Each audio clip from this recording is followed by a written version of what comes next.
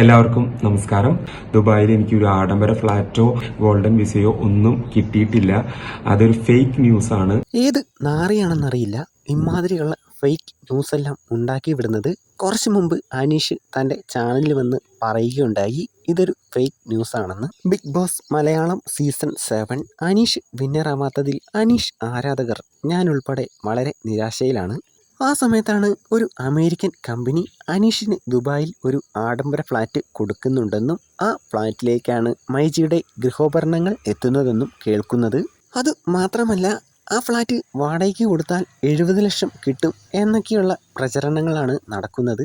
ഈ പ്രചരണം കണ്ടപ്പോൾ ഒരുപാട് സന്തോഷം തോന്നി. ഒരുപാട് ആളുകളാണ് ഈ പ്രചരണത്തിനെതിരെ നല്ല രീതിയിൽ പ്രതികരിച്ചത്. ബിബി വിന്നർ ആയില്ലെങ്കിലും അർഹതയുള്ളവർക്ക് അതിനുള്ള അംഗീകാരം കിട്ടും എന്നെല്ലാം ഈ പ്രചരണം കണ്ടപ്പോൾ തോന്നി. കുറച്ച് മുമ്പാണ് അനീഷ് തൻ്റെ ചാനലിൽ ഇതൊരു വ്യാജ പ്രചരണമാണെന്ന് പറയുന്നത്.